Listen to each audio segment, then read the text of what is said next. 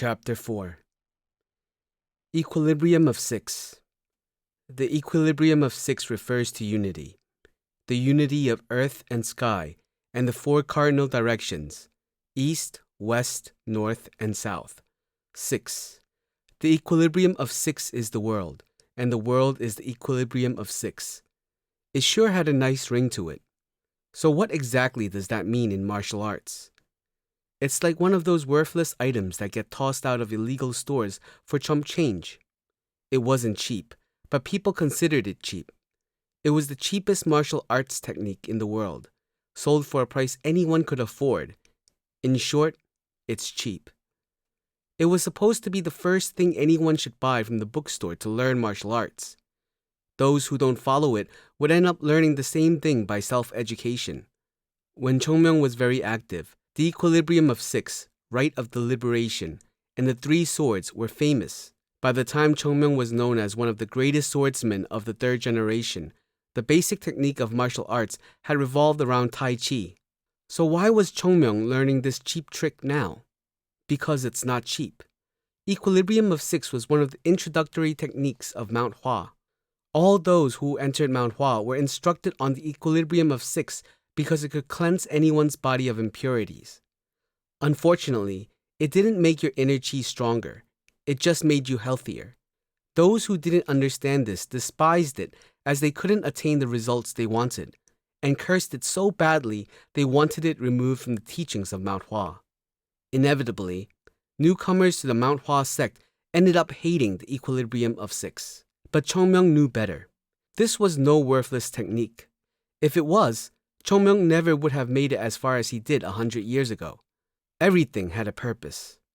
The equilibrium of six didn't increase strength nor chi.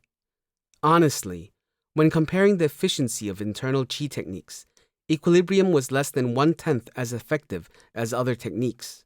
But equilibrium of six was incredible for what it was made to do. The practitioner's body would be perfectly purified. The basis, to put it simply. The foundation, the all-important foundation. It was the best martial arts technique to purify the body, perfect the danjeon, and perfect the body itself. However, the effects were never visible to the naked eyes, as people only noticed their danjeon when using skills. In the end, even Mount Hua gave up teaching the equilibrium of six.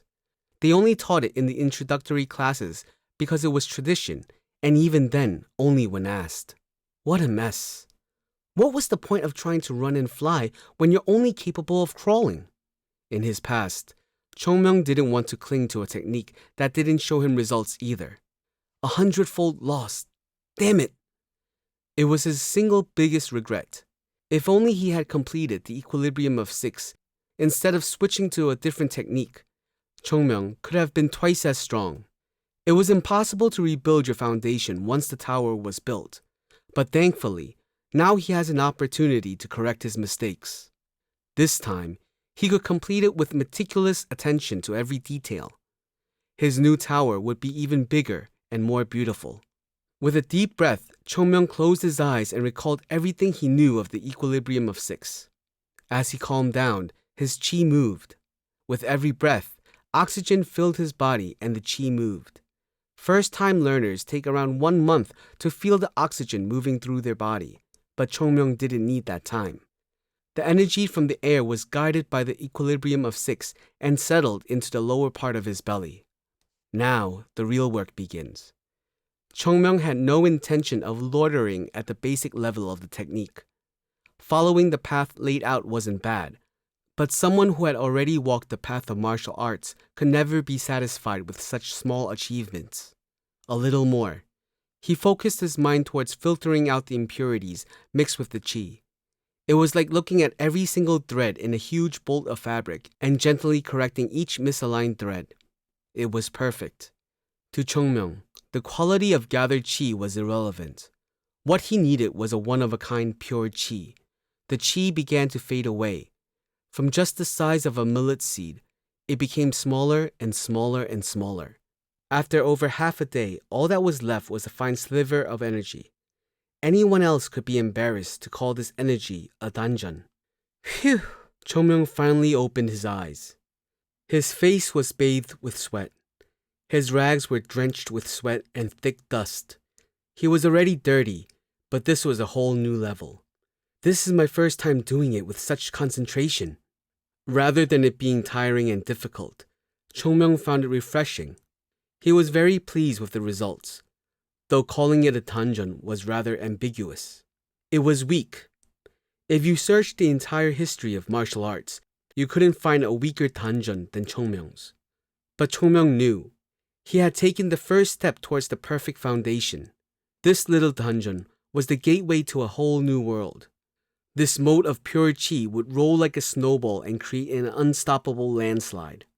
Right, just like that bastard, the heavenly demon. Chung Myeong's body tensed. Even thinking about him made chills run down his spine.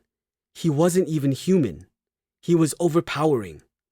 A group was assembled from the most elite from all the sects. They weren't even after the heavenly demon sect. They only wanted one person, the heavenly demon himself. The result? Total annihilation. It was no exaggeration to say that the heavenly demon had single-handedly beaten the great sects. Perhaps Chung Myeong would be like that this time if he did everything right. Okay. Chung Myeong leaped to his feet.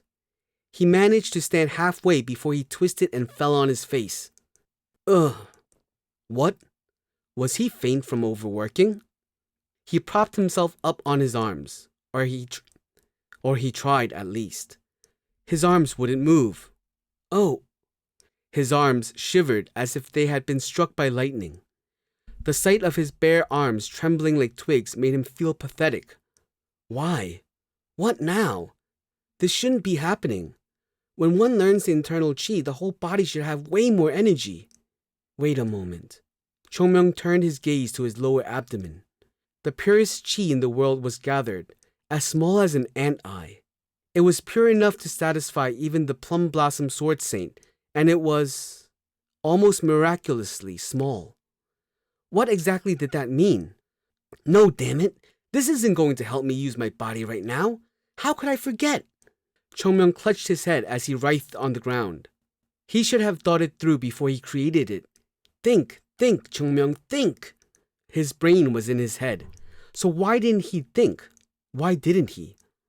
He could hear Jang Mun-sa-hyung's voice admonishing him. Please think a little. Think. Why don't you use your head when you're doing things for the first time? Why? Your head isn't a decoration. Think. Had he known it would turn out this way, he would have put a little more thought. I need to go to Mount Hua with this body? How far was Mount Hua? Roughly 2,000 miles? His eyes rolled in an instant. 2,000 miles. Any ordinary person would struggle to travel 2,000 miles. But a normal child? No. A beggar with nothing to eat? Ugh. Chung Myeong rubbed his face. This rotten life. But what was he supposed to do? He had already created his dungeon. It wasn't like he could have created a bigger dungeon even if he had known. He knew what came from taking shortcuts. No more sacrificing the future for the sake of the present. It was quite a conundrum. Chung Myeong sighed and heaved himself up off the ground. What is there to life? All Chung Myeong could see were hardships with no end in sight. But hardships forged heroes. There is nothing you can't do with a little persistence. Chung Myeong clenched his teeth and hobbled his way to town. Chung Myeong collapsed to the ground. There are things that can't be done with persistence either. And what a time to realize it. Chung Myeong had realized there was a force that could stop him. His legs hurt, but he could tolerate pain. But there was one thing he couldn't tolerate. I'm hungry. Nothing could solve the hunger raging in his empty stomach. Chung Myeong wasn't a stranger to hunger, actually. Practice sometimes required discipline. Eating was an act of accepting external chi, but naturally the food could contain impure chi too. Therefore, those in search of pure chi forbid themselves from eating. There were times when Chung Myeong thought of abandoning his training, but he was a true disciple of Mount Hua, and he was immune to hunger. Well, that was what he thought. Chung Myeong had never learned the huge gulf between choosing not to do something and not being able to do something. Extreme hunger cannot be overcome with patience. His stomach felt like it was being attacked from the inside. He managed to get out of the forest and into town, but he couldn't do anything more. He had practically crawled his way out of the forest. The first life or death crisis I experienced after being reborn is starvation. It was a whole new level of absurdity for him.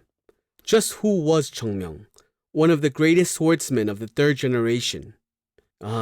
He was tired and hungry. He was convinced death was just around the corner. He tried to gather chi to become a wild beast, but became a worm instead. No. When he thought about it, his body was on the verge of starvation right from the beginning. He had only realized once he was on the brink of death. What do I do now? He needed money to get food, and he needed to work to get money. But working in his current state was impossible. Just then, a rustling sound came from somewhere.